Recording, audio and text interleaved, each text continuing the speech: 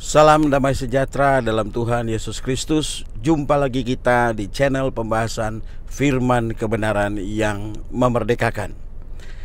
Banyak orang Kristen bertanya-tanya karena tidak jelas bagaimana agar kita bisa terangkat pada parousia Tuhan dalam eskatologi Kristen. Saat ini kita akan membahas syarat keterangkatan dalam kedatangan Kristus kali kedua. Selamat datang di channel pembahasan firman kebenaran. Di dalam Efesus pasal 4 ayat 13 di sana dikatakan, sampai kita semua telah mencapai kesatuan iman dan pengetahuan yang benar tentang anak Allah, kedewasaan penuh dan tingkat pertumbuhan yang sesuai dengan kepenuhan Kristus. Kemudian di dalam Titus pasal 2 ayat 13 mengatakan, dengan menantikan penggenapan pengharapan kita yang penuh bahagia dan penyataan kemuliaan Allah yang maha besar dan juru selamat kita, Yesus Kristus. Saudara-saudari, Matius pasal 13 mencatat bahwa pada kedatangan Tuhan yang pertama, Dia adalah seorang penabur yang datang untuk menaburkan benih, yaitu dirinya sendiri sebagai benih hayat ke dalam orang beriman.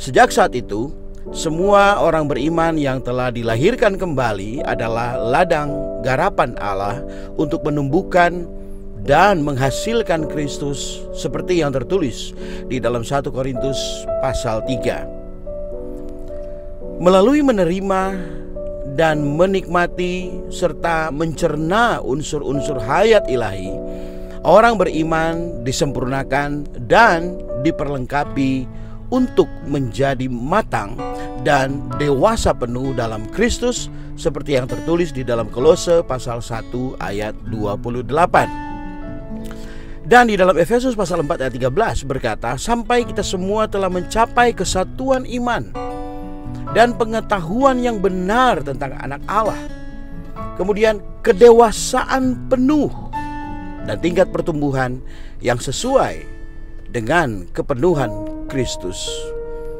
Saudara-saudari, proses pertumbuhan kepada kedewasaan ini terus berlanjut di dalam setiap orang percaya sejak mereka menerima Kristus sebagai hayat di dalam rohnya sampai kepada akhir hidupnya. Kemudian yang perlu kita perhatikan adalah mereka yang terlebih dulu meninggal dalam Kristus akan berada di Firdaus, di dalam bagian yang menyenangkan di Hades, di dunia orang mati, dan dengan keadaan kematangan hayat pada saat mereka meninggallah keadaan mereka di Hades, yaitu di bagian Firdaus. Menurut Yohanes pasal 5 ayat 28 sampai 29, mereka menantikan kebangkitan dan pemuliaan tubuh mereka oleh hayat kebangkitan pada akhir zaman. Tetapi mereka yang masih hidup sampai pada akhir zaman, sampai kedatangan Kristus di kali kedua, mereka akan diangkat ke dalam hadiratnya. Jadi penampakan Kristus di dalam kemuliaan dan pemuliaan serta keterangkatan kita pada kedatangannya adalah pengharapan yang mulia bagi kita, orang-orang kudusnya yang disebutkan di dalam Kolose pasal 1 ayat 27 dan Titus pasal 2 ayat 13. Ketika Kristus kembali pada akhir zaman ini, Dia akan menghakimi umat manusia yang memberontak dan membersihkan situasi yang negatif di atas bumi. Pada waktu yang sama, Satan akan dilemparkan dari sorga, dan di dalam kemarahannya, Satan akan menganiaya umat Allah dan membawa perusakan di bumi seperti yang tertulis di dalam Wahyu pasal 12 ayat 9 dan 17.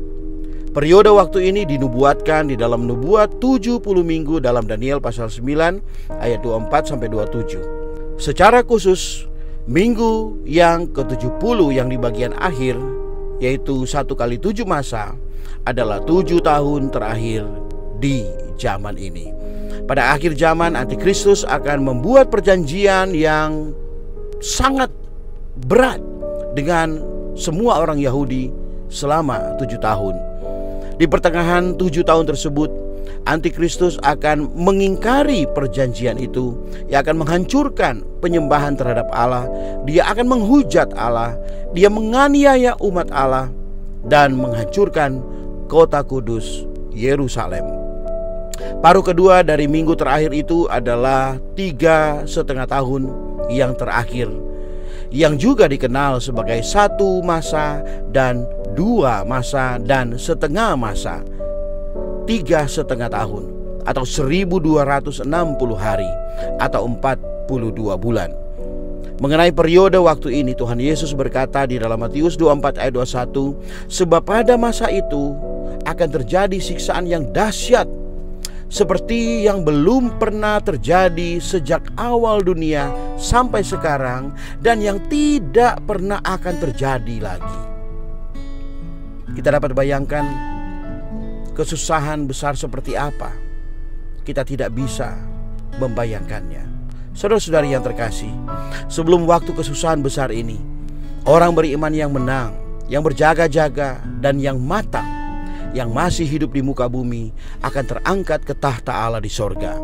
Tetapi orang beriman yang tidak matang, yang telah sungguh-sungguh diselamatkan, namun dipenuhi kekhawatiran dan kenikmatan di dunia ini sehingga mereka tidak matang di dalam hayat, mereka akan tetap tinggal di muka bumi untuk melewati kesusahan besar, untuk mendapatkan pendisiplinan dan penyempurnaan mereka. Dengan demikian, keterangkatan sebelum masa kesusahan besar seharusnya dianggap sebagai satu aspek pahala ataukah pendisiplinan kaum beriman berdasarkan kematangan mereka di dalam hayat pada kedatangan Tuhan kembali. Baik waktu kapan kita meninggal ataupun kapan kesusahan besar itu akan datang, keduanya tidak dapat kita ketahui.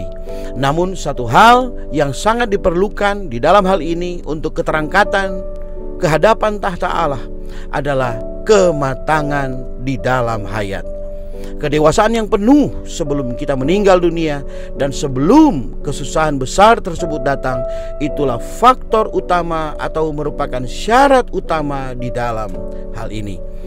Oleh sebab itu, marilah kita mempersembahkan diri kita, mengkonsekrasikan diri kita untuk mengalami pertumbuhan hayat setiap hari menuju kepada kedewasaan penuh dan kematangan di dalam hayat melalui makan minum Kristus, yaitu makan minum firman.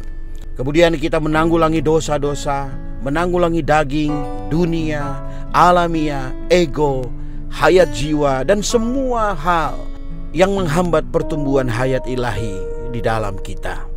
Untuk hal ini juga kita perlu baik-baik belajar dengan serius segala aspek kebenaran firman, mulai dari kebenaran dasar hingga kebenaran yang tertinggi di dalam Alkitab, yang tentu akan memungkinkan kita untuk menempuh realitas hidup dari orang Kristen yang sebenarnya. And the truth shall set you free. Ini zaman pemulihan Tuhan. Tuhan Yesus memberkati. Amin.